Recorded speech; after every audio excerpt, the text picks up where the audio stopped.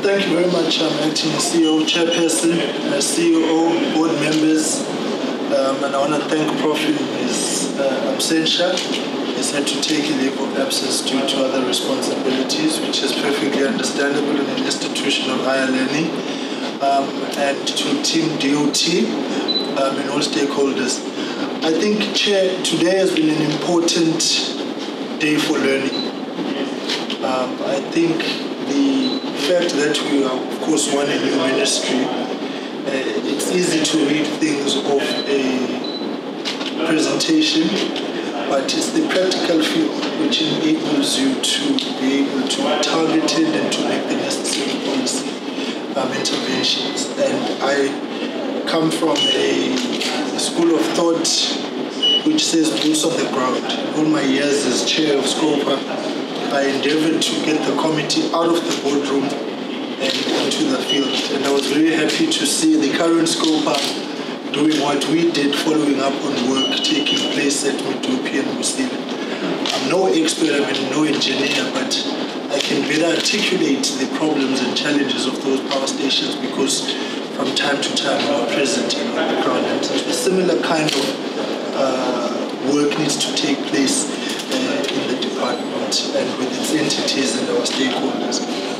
One would really want to say we do need to come back because as a CEO, at a time of economic difficulty such as ours, there is a need to look at revenue generation through other streams, means and opportunities, as opposed to the dependency on grants, transfers and so on. We need to leverage on our opportunities for growth and for sustainability. It's just in the economic interest to do so. So I think that's something to actually look at. I think the commercialization of some of the key aspects of the work is critical, just to ease the burden of a strained fiscus. We're coming off the back of high levels of unemployment.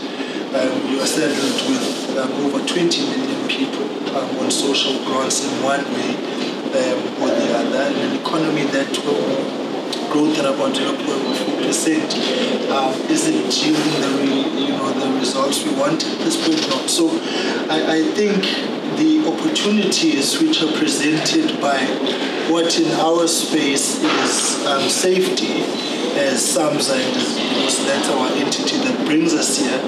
One has been able to identify the fact that there are opportunities out of our mandate, educationally, economically, and otherwise. And how do we leverage that? Two, the realities of our times are changing.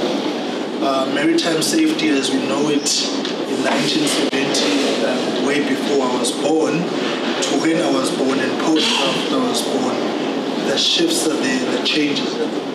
Three are the facts that the geopolitical changes come with economic risk, they come with economic opportunity. And so our waters are not the same as they were from the times of the 1800s to now. The environmental realities and climate change thereof form a key area of marine safety again. So what I'm really trying to get at is the observation from today for me is clear that the strength that we have moving forward is the ability to cooperate and to work together.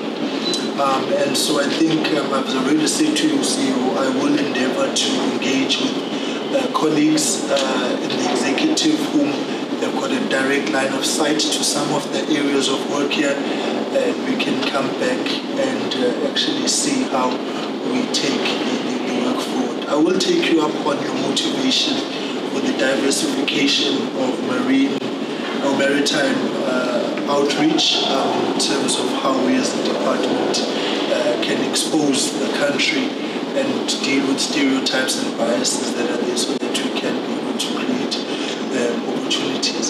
And lastly is to say, I think the partnership that you have with Maritime University is a model to follow with other institutions of higher learning as well. And I really think we've got a responsibility as a country to change the mindset of students. I was in student politics in my UKZN days, and we had to do career guidance when I was on the SRC, amongst others.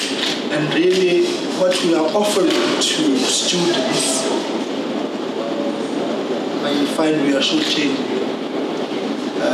The career guidance that we are doing about sometimes tourism, HR, and I ask myself, are we producing the skills that are needed by the job market? The two have to speak to each other. The realities of the economy have to find expression in the conditions we present in the academia space as well. So it's what today tells me is that through transport and our mandate, we've got a ripple effect impact on quite a number of spaces. Mr. Chairperson, I want to thank you very much for bearing with us. We bugged you on Tuesday, we've bugged you today with your board and the acting CEO, and I think the strength and the cooperation that we are embodying. And I want to thank Samir as well. It has been good to meet, and we will be in touch to take the work forward. And to all our stakeholders that have been here, thank you very much. And to the Nelson Mandela University, one is highly appreciative of the warm reception that we have received, and wish you strength. Team DOT, I think I will thank you at the end of the month. Because we still have a lot of work to do. But to those in the Maritime branch who are here, I think this may be our last engagement. If there's another one, maybe in the month.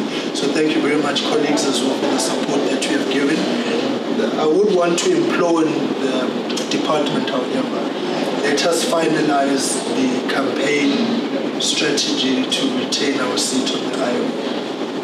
It is urgent and it is crucial so that we can be able to have a cabinet mandate, negotiating mandate for how we proceed with that campaign. So as I excuse the Maritime branch momentarily, I excuse you with homework.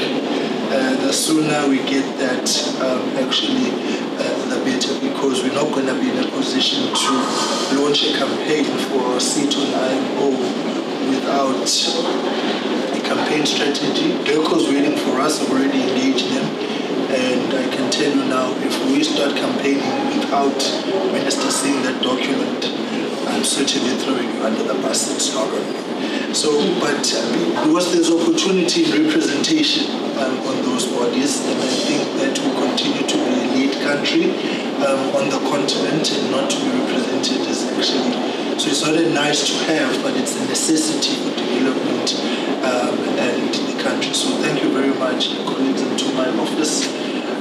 I'll thank you at the end of the year, because from here there's a lot of other stuff, but thank you very much. So I want to wish you all well, and hope that we will keep the lines of communication open, and I hope that SAMSA will continue to keep our relationship connected so that we can be able to do that. So on behalf of the Minister, particularly because it's Transport Month, I want to thank all of you for the support that you continue to give to her and I in this very difficult terrain which we have been given with the Department of Transport. So take care, and God bless.